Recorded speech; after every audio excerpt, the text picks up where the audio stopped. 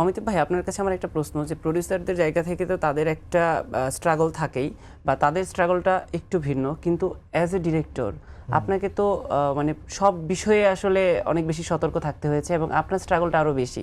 একটু এই রিক্সাগাল বানাতে গিয়ে আপনাকে কি ধরনের পরিস্থিতিতে পড়তে হয়েছে একটু জানতে চাই। প্রথম পরিস্থিতি যেটা আমি পড়ছিলাম সেটা হচ্ছে অ্যাডাপ্ট করার পরে আমি যখন আমার পপুলেশনের জন্য ছবিটা ভাবতেছিলাম তখন একটু অন্যভাবে স্ক্রিপ্টটা ভাবতেছিলাম। কিন্তু যেটা ঘটে সেটা হচ্ছে, যেহেতু এটা নর্থ আমেরিকান খুবই পপুলার একটা ইয়াং অ্যাডাল্ট উপন্যাস, তো আমার আমেরিকান প্রডিউসাররা আমাকে ওইভাবে ভাবতে দেয় নাই মানে বলছে যে এটা তো আসলে আমি আমেরিকান ওই অডিয়েন্সের উপর ভিত্তি করে ছবিটা যাতে থাকে, এবং ওই টিনেজ ওদের দেশের যে মানে ইয়াং অ্যাডাল্ট তাদের ভাবনা যাতে থাকে।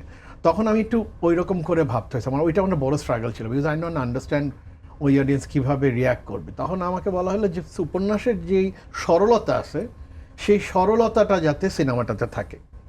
তো ওই সরলতাটা আমি মেনটেন করছি সিনেমাটা করার জন্য। তো ওইটা আমার প্রথম স্ট্রাগল ছিল। দ্বিতীয় স্ট্রাগল ছিল যে যখন আমাকে বলা হয়েছিল এই ছবিটা ইংরেজিতে শ্যুট করতে হবে, আমি বলছিলাম যে ভাই এটা দুইটা ভাষা করি, বাংলাও করি ইংরেজিতে করি।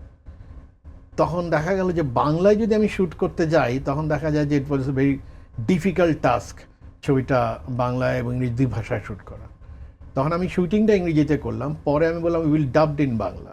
এবং আমার বড় স্ট্রাগল ছিল কিভাবে আমরা এমনভাবে ডাব করব যেটাতে এটা বাংলা না ইংরেজি বোঝা যাবে না, কারণ ছবিটাতে অরিজিনালি 30% বাংলা 70% ইংরেজি, কিন্তু ফাইনালি ছবিটাতে পুরোটা বাংলা আমরা যেটা কালকে দেখছি। কিন্তু সেই বাংলা করার জন্য আমার সেলেবল, প্রতিটা কথার সেলেবলকে চিন্তা করে করে করতে হয়েছে। So we have thanks to my sound engineer Ripon Nath, যে আমরা প্রচণ্ড ধরে ধরে ডাব করে তারপরে এটা, that was a different struggle. আর শুটিং করা বা শুটিংয়ের স্ট্রাগল যেটা, অ্যাকচুয়ালি সেটা স্ট্রাগল না, actually that is the most fun part of shooting. কিন্তু ভাই, এই শুটিংয়ের লোকেশন খোঁজা থেকে শুরু করে সেট সব কিছু নিয়ে, বা আমি যতটুকু জানি আসলে গ্রীষ্মের গরমের মধ্যেও আপনাদেরকে অনেক পরিস্থিতিতে পড়তে হয়েছে, একটু সেই গল্পটা জানতে চাই, যে লোকেশন নিয়ে এত বেশি আপনাদেরকে কেন স্ট্রাগল করতে হলো, আর সবশেষ কেন পাবনাকে আপনারা চুজ করলেন? আমরা প্রচুর জায়গায় গেছি, আমরা চিটাগাংয়ে লোকেশন খুঁজছি, আমরা ঢাকার বাইরে আশেপাশে লোকেশন খুঁজছি। কেন জানি পাবনার সাথে আমার একটা আত্মিক সম্পর্ক আছে। এই শহরটা আমার অদ্ভুত ভালো লাগে, এবং পাকশির যে ট্রেন স্টেশনটা, যে স্টেশনটা দেখায় নাইমাহাটে আসে, ওইটা দেখেই আমার অদ্ভুত লাগছে আমার কাছে। আমি বলছি যে কী জানি এই শহরে আছে, এই শহরের অনেক শত বছরের কোনো গন্ধ আছে। তো ওই শহরটার প্রতি আমার একটা ভালোবাসা আছে, এবং ওই শহরের যে ওই সুগার, ওই যে একটা সুগার ফ্যাক্টরি আছে, আখের ইয়ে বানায়, সেই ফ্যাক্টরি, ওইখান ফ্যাক্টরির মানুষ, তারপরে শহরের মানুষ, পাকশি স্টেশন, এই সব কিছু মিলায় হয় না যে একটা জায়গা দেখার পরে কি হয়, মানুষজন প্রেমে পড়ে একটা মানুষের, তখন আসলে তার সব কিছু মিলায় ভালো লাগতে শুরু করে। প্রথম তার কথা ভাল লাগে, তারপরে তার কোনো আদব ভাল লাগে, তারপরে তার কোনো কর্ম ভাল লাগে, তারপরে তার চোখ ভাল লাগে, চুল ভাল লাগে।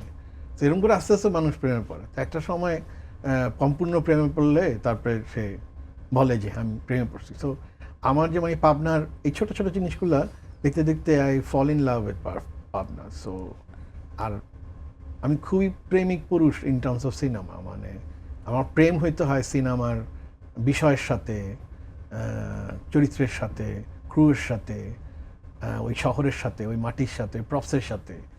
সো ওই প্রেমটা আমার হয়েছে পাবনার সাথে, that's why I shot Pabna.